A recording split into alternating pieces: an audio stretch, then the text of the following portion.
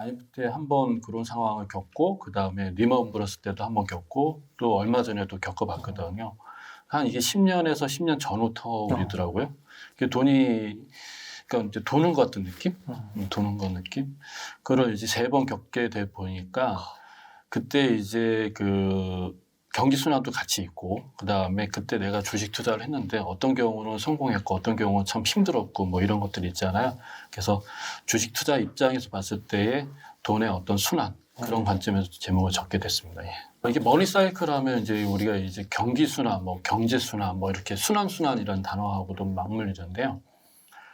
앞에 이제 주식 투자 머니 사이클을 했는데, 그러니까 주식 투자자 입장에서 보는 경기 순환이라고 보시면 될 것 같아요.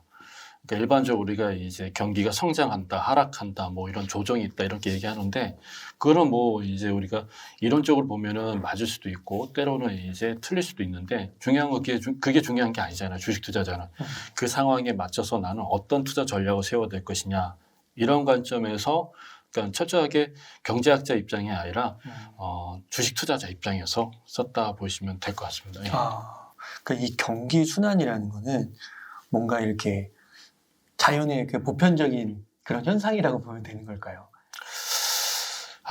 그 말씀이 좀 질문이 굉장히 어려운 질문이신데요.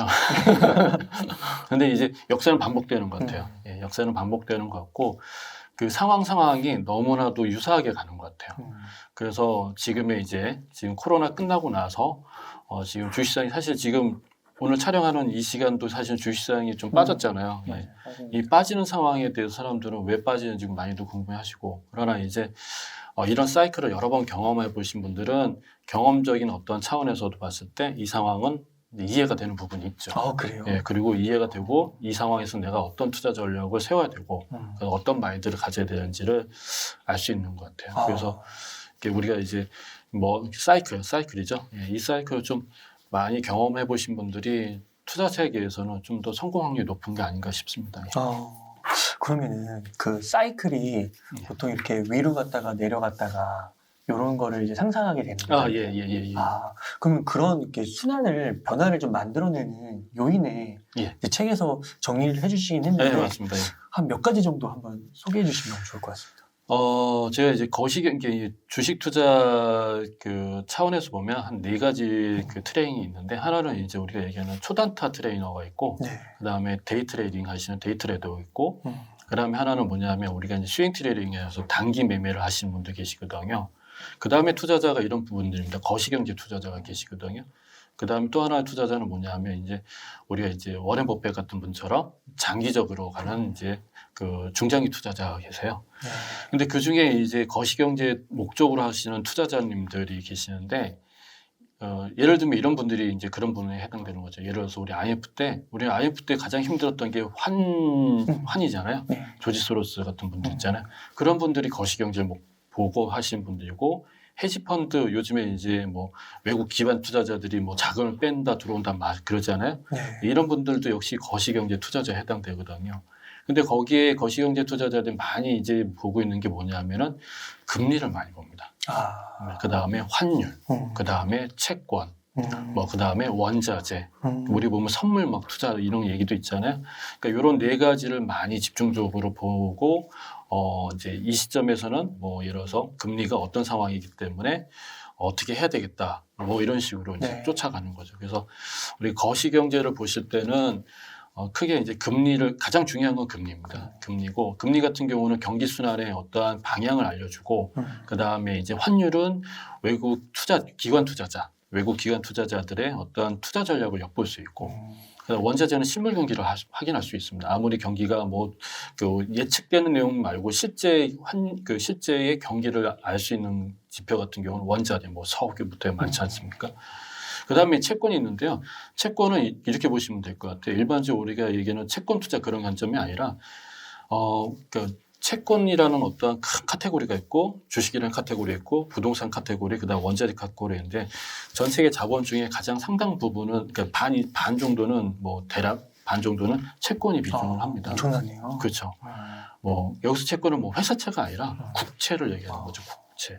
그러니까 그 채권과 주식은 어떤 관계냐면은 채권은 투자 수익보다는 안정성을 많이 보고 있고 주식 같은 경우는 투자 수익성을 보고 있거든요. 그러면 이 거대 자본, 주식보다도 더 막강한 자본력을 발휘하고 있는 이 채권을 움직이는 이 채권을 움직이는 그 투자자들이나 아니면 이 채권에 투자한 돈이 주식으로 가느냐 아니면은 주식에서 채권으로 오느냐. 예, 이거를 우리가 또 쫓아갈 필요가 있거든요. 네. 우리가 먼저 예측을 할 수는 없습니다. 왜냐하면 자본의 논리로 봤을 때는 저희는 약자거든요. 거대 자본이 움직이는 걸 보고 우리는 쫓아가고 거기에 대해서 대응을 해야 되거든요. 아니면 또 같이 투자를 해야 되고 수능을 하던가. 그래서 한 4가지를 우리가 이제 좀 거시경제에서는 크게 보고 있죠. 하나 더 있다 그러면은 이 거시경제를 뛰어넘는 게 있습니다. 네. 뭐냐면 이제 트렌드, 메가 트렌드라고 하잖아요. 예, 지금 4차 산업이라고 하지 않습니까? 4차 산업. 요런 것들은 이제 그 거시경제를 뛰어넘는 거고 그 거시경제 한 10년 동안에 움직이는 것들 사이클, 10년 순환 사이클에는 아까 말씀드린 금리 뭐 이런 것들이 이제 좌우한다 이렇게 볼 수 있죠. 금리, 환율, 원자재, 채권 요게 이제 10년 사이클 정도 안에서 좀 볼 수 있는 거고 10년 이상 사이클은 이제 인구와 그렇죠. 같은 메가 트렌드를 좀 볼 수 있는 거고 그러면 이제 책에서 이제 경기 순환 7단계를 말씀해 주셨더라고요. 그래서 뭐 회복기, 성장기, 안정기, 경기 붕괴, 하락기, 침체기, 바닥 이렇게 좀 해주셨는데 여기서 딱 그냥 요걸 봤을 때 이제 제일 궁금한 건 지금 현재잖아요. 그리고 현재 이제 주식시장이 좀 흔들리고 있고 여기에 좀 어디에 좀 해당되는지 그걸 좀 저희가 알 수 있을까요? 그러니까 이제 이걸 구분한 거는 이제 뭐 먼저 말씀드리면 지극히 저의 경험, 그러니까 이제 그러니까 사이클을 3번 겪으면서 느꼈던 이제 투자자 입장에서 주식 투자자 입장에서 이제 구분을 했다라고 말씀드릴 수 있고요. 어떤 경제학자가 이렇게 구분한 건 아니고요. 일단 이제 경기 성장, 이제 처음에 이제 회복이죠, 회복. 그러니까 어려움이 있고 나서 회복하는 건데, 그때가 있고, 그 다음에 경제가 막 성장하는 때가 있어요. 그 다음에 경제가 안정 단계가 있는데, 이때가 사실 굉장히 위험합니다. 오히려 안정기가 위험한 그렇죠. 거예요. 모든 게 위험하고, 그 다음에 이제 그 안정기가 지나면 이제 일이 터집니다. 그게 이제 뭐 갑자기 터진 버블 뭐 아니면은 뭐 대표적으로 최근에 있었던 코로나19 사건 있지 않습니까? 세계 보건 위기. 어느 누구도 몰랐던 일. 근데 그 징조는 몇 가지가 있었어요. 몇 가지가 있는데 그게 이제 갑자기 다가오는 거죠. 안 좋은 일은 갑자기 다가오게 되거든요. 이제 그리고 나서 벗어난 게 뭐냐 하면은 2020년도 일 터지고 나서 2020년도 주가 올라가고 그 다음에 21년도 작년이죠. 작년에 그래도 뭐 한국 시장은 좀 어려웠지만 미국 시장은 계속해서 주가가 좋았고. 근데 지금 22년 1월달 현재 시점에서 뭐냐면은 굉장히 안 좋게 시작되고 있습니다. 1월 2일부터 시작해서 미국 시장도 나스닥도 한 10% 빠졌고요. 그 다음에 이제 한국 시장은 뭐 말할 거 없고 작년에 이어서 올해도 계속 연장되고 있고요. 요게 이제 이렇게 봤을 때 어느 단계냐 하면은 한번 터지고 나서 그 다음에 이게 이 터지고 나서 뭔가 치유하는 단계거든요. 치유하는 단계에서 뭔가 그 다음에 회복을 가기 직전에 그러니까 이제 굳이 얘기한다 그러면은 이제 하락이 시작된 거고요. 그게 이제 침체와 바닥으로 가는 한 5, 6단계, 5, 6, 7단계 이렇게 보셔야 될 것 같아요. 그러니까 이게 지금 근데 오히려 요거는 과거에는 이게 좀 길었어요. 길었는데 근데 요번에 사이클에서는 이게 짧을 것 같아요. 짧을 것 같아요. 그래서 뭐 하락, 침체, 바닥 이렇게 3개를 하나로 묶어서 보면 될 것 같아요. 그래서 좀 침체 단계. 그렇구나. 근데 여기서 침체 단계라는 건 뭐냐면 철저하게 경기가 침체가 아니고요. 제가 말씀드리고 싶은 거는 경기가 침체가 아니라 투자자들의 마음이 침체된 상태.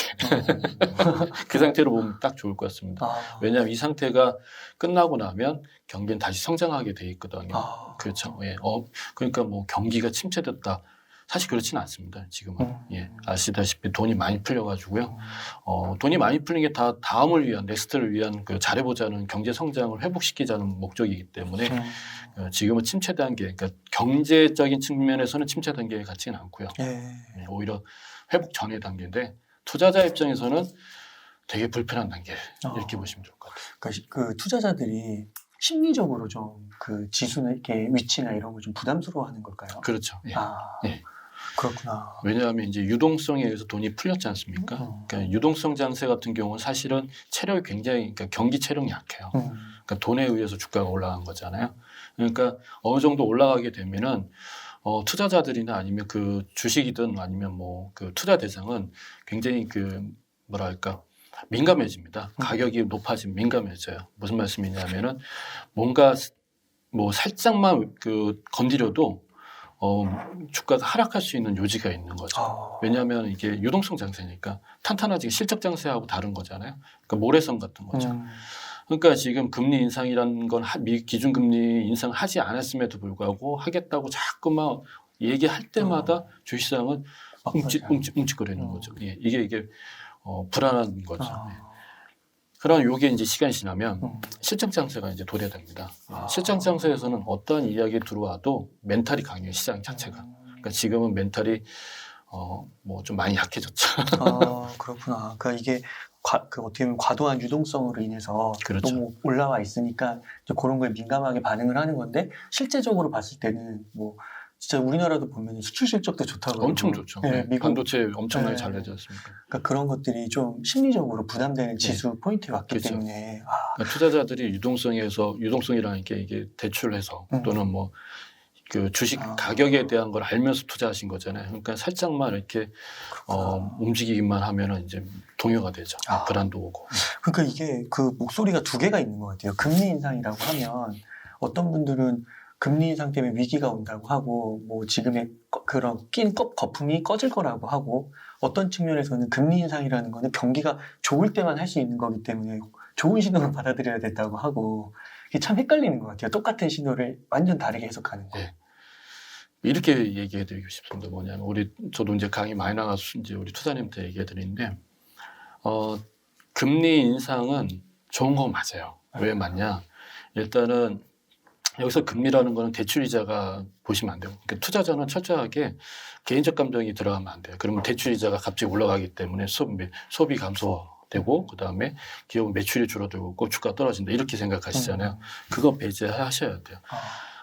이 돈을 움직이는 사람들은 누구냐 하면 아무래도 중앙은행이겠죠. 그죠? 그러니까 어려울 때 돈을 푸는 중앙은행은 어려우니까 돈을 풀 거 아닙니까? 금리도 낮추고. 그죠?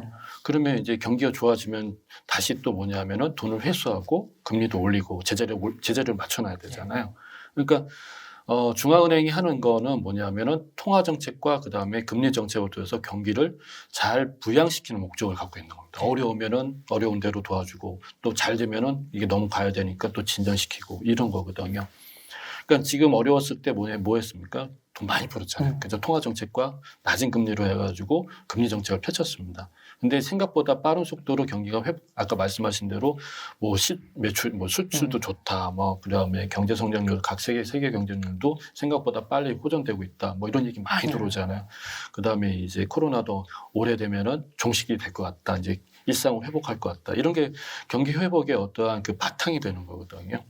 그러다 보니까 중앙은행은 뭐냐면 금리를 인상할 수 있는 환경이 조성되기 시작한 본연의 목적이 달성되기 시작한 거죠. 그러니까 금리를 인상을 하는 게 본인들도 경기를 이제 앞으로 경기가 좋아질 때 돈을 회수할 수 있고 그 다음에 또 금리를 통해서 이제 조절할 수 있는데 근데 문제는 지금이죠. 지금 금리 인상 전후에 본격적으로 금리 인상 전후에서는 불편합니다. 예, 왜 불편하냐면 이런 거죠.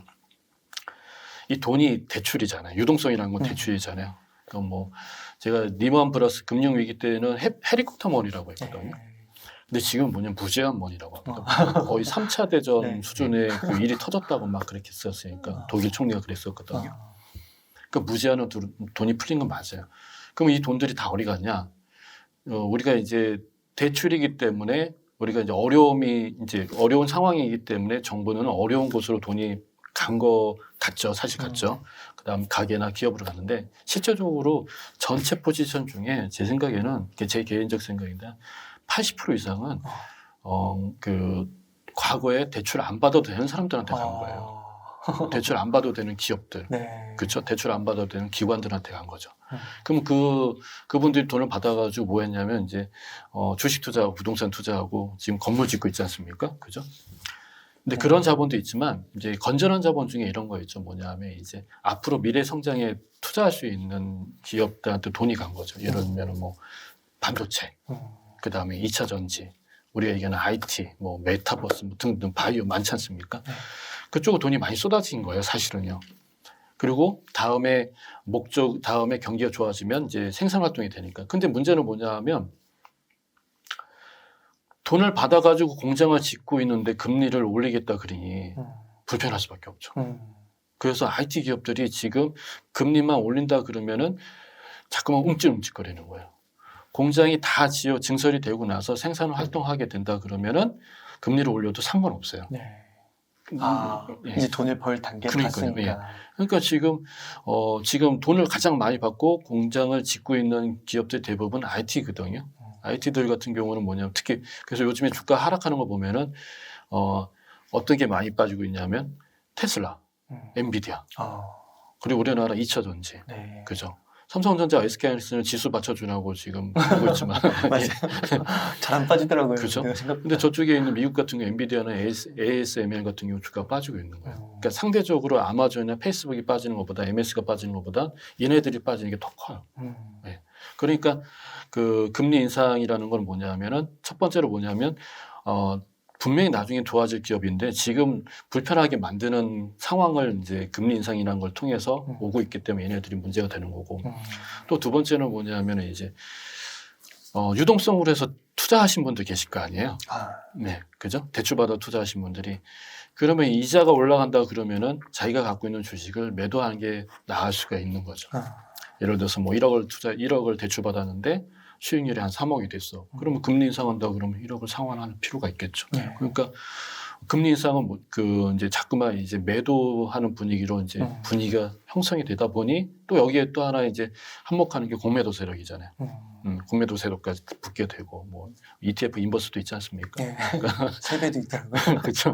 그러니까 이런 것들이 복합적으로 뭉치니까 뭐냐면 금리 인상 본격적으로 금리 인상 전후에는 아주 복잡하게 돌아간다. 또 이런 것도 있습니다. 뭐냐면 달러가 이제 강세가 되죠.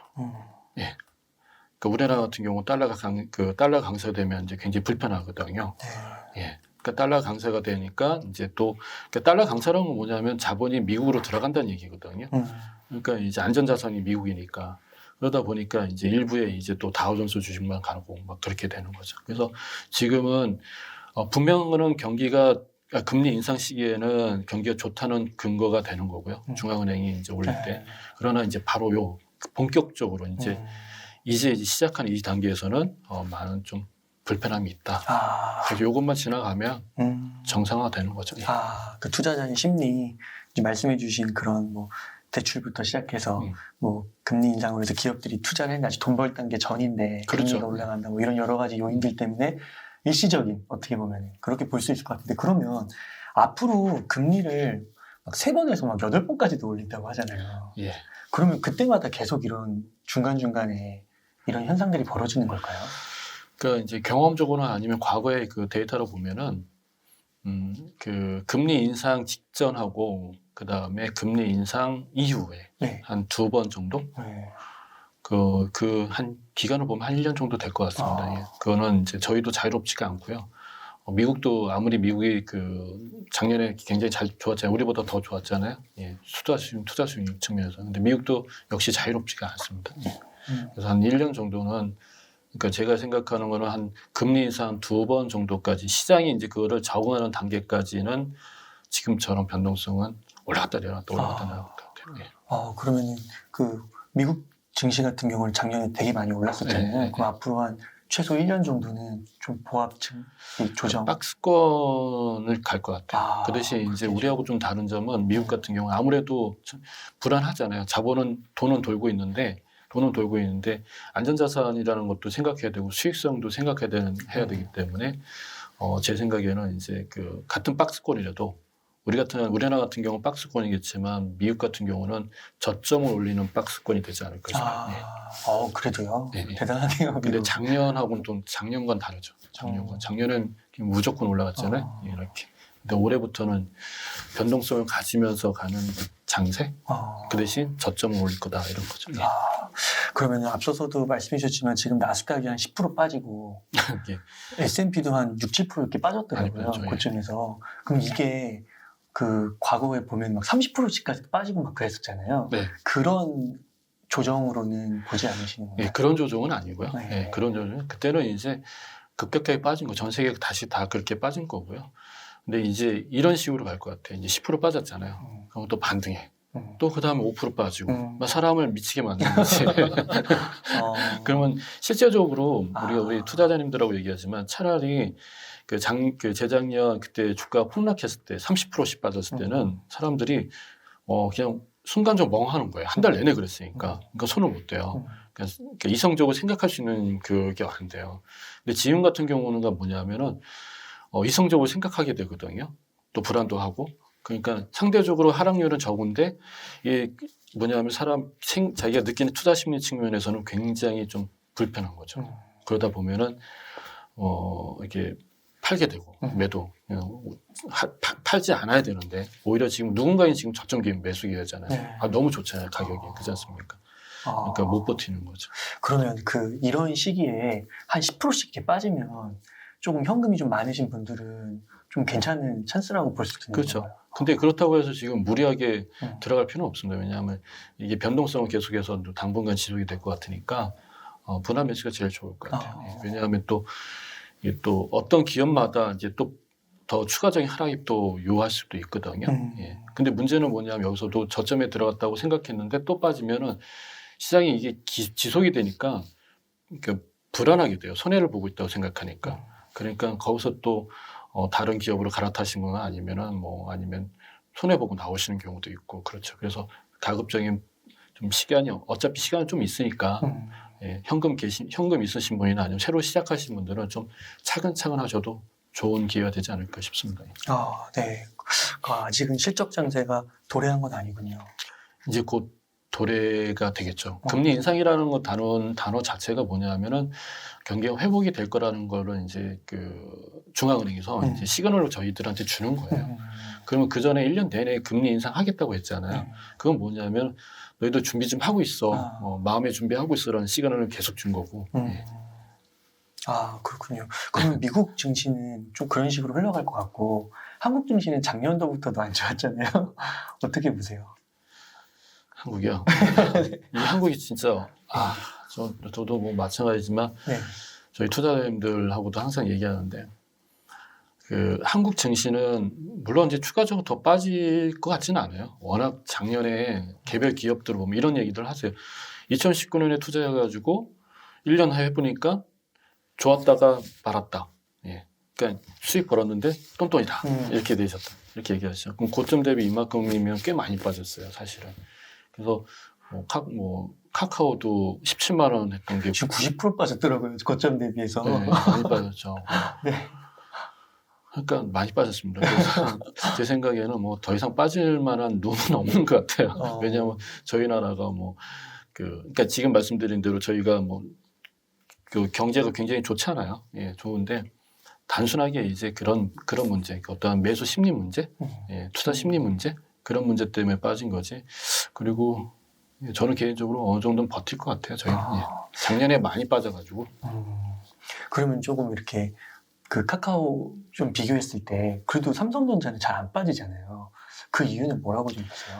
삼성전자가 안 빠지는 이유는 이런 게 있어요. 애플도 마찬가지입니다. 미국의 애플도 마찬가지고 미국 애플이 3,400조 되고요. 삼성전자가 이제 400에서 한 450조, 우선주까지 500조 육박하지 않습니까? 그러니까 전체 시장에 얘네들이 1등이 차지하고 있는 비중이 굉장히 커요. 그래서 1, 2등이 조금만 움직이면 종합주가 지수는 확 바뀌잖아요. 그러니까 지금 얘네들마저 빠지면 안 돼요. 그러면 얘네들마저 같이 빠져주면은 우리나라 코스피가 빠지는 그 체감은요 굉장히 커집니다. 그러면 심리적으로 사람들이 투매를 할 수도 있어요. 예. 그나마 얘가 방어해주고 나머지 애들이 많이 빠져도 지수를 보면은 그래도 덜 빠졌구나 이렇게 착시 효과가 있는 거죠. 그래서 지금 삼성전자는 매출이 좋아서 안 빠지는 게 아니라 삼성전자와 SK하이닉스는 지수를 방어하는데 굉장히 노력을 하고 있다. 그럼 얘네들이 주가가 빠질 때는 얘네들이 올라갈 겁니다. 예. 왜냐면 자기 역할을 어느 정도 했기 때문에 이제 지치는 거죠. 그럼 얘네들이 올라갈 때까지는 얘 삼성전자와 SK하이닉스는 지수 방어에 굉장한 노력을 할 겁니다. 이거는 이제 기관 투자자나 아니면 외국 기관 투자자들이 하겠죠. 예. 그렇게 그래서 그럼 삼성전자를 지금 좀 큰 자금들이 조금 이렇게 받치고 있는 그런. 네. 그래서 그런가 삼성전자는 외국인들이 좀 많이 사는 것 같긴 하더라고요. 최근 보면은. 그렇군요. 그러면 그 말씀해주신 그 책에서 경기순환 7단계는 이게 뭐 한 단계마다 막 6개월, 1년 이런 식으로 정해져 있지는 않은 건가요? 예, 그렇지는 않습니다. 상황이 보통 우리가 10년 주기설이라고 많이 들어보셨잖아요. 그걸 이제 7단계로 쪼갠 건 아니고 10년 주기설이라보다는 요번 같은 경우는 한 12년 만에 왔거든요. 그래서 10년 전후거든요. 그래서 그렇게 6개월 이렇게 쪼개는 것보다는 금리, 그러니까 중앙은행이 금리 인상을 언제 할 것이냐가 이제 그게 이제 그 기간 뭐 10년 주기를 이제 쪼개는 하나의 그런 기준이 되지 않나 싶습니다. 그래서 이런 7단계의 이런 경기순환이 이루어지는 게 앞에서 말씀해 주셨던 그 사이클에 영향을 미치는 요인 4가지 플러스 메가 트렌드 이런 그렇죠. 게 이제 미친다는 거죠. 그래서 진짜 이 방송을 지금 들으시는 분들이 지금은 이제 그 5단계에서 7단계 한 요 정도를 갖고 좀 미국 증시와 한국 증시를 얘기했는데 이것보다도 책에 보면 되게 자세한 내용들이 많으니까 그런 부분들을 좀 이제 거시적인 측면에서 파악하는 데 용이할 것 같으니까 그런 부분들을 이제 책을 통해서 한번 확인해 보시면은 너무 좋을 것 같습니다. 그러면 이제 조금 더 그 투자의 단계로 들어가서 조사님 만약에 그러면 지금 그 투자를 한다고 한다면 뭐 투자를 쉬는 것도 투자라고는 하는데 좀 어떤 포지션을 취하면 좋을 것 같고 또 만약에 산다면 좀 어떤 섹터에 있는 주식을 좀 눈여겨보면 좋을까요? 일단 투자자님 두 부류가 있겠죠. 지금 하고 계신 분들, 그 다음에 앞으로 하고 싶은 분들 이렇게 두 부류가 있는데 하고 계신 분들 같은 경우는 참으셔야 돼요.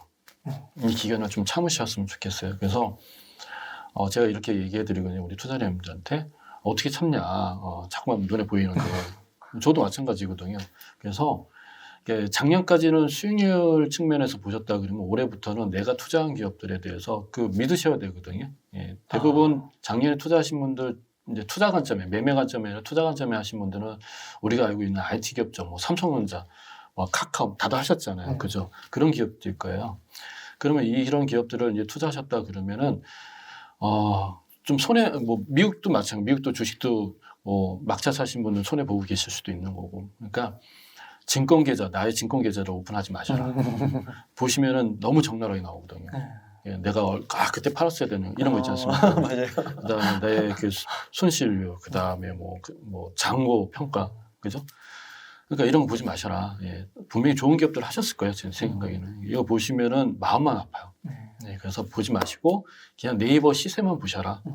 뭐 하루에 한 번 또 빠졌네. 그럼 그걸로 끝인 거예요. 예, 그렇게 대응하셨으면 좋겠어요. 예. 계속 이거 계좌 열심히 절대로 안 됩니다. 그러니까 좋은 대형 우량주 같은 거 좀 사두신 분들은 이 시간이 지나면은 우상향할 거라는 믿음이 있기 때문에 그렇게 하시는 거죠. 그렇죠. 두 번째는 이제 새로 하신 분들 같은 게 아까 말씀드렸지만 기회예요, 그분들한테는.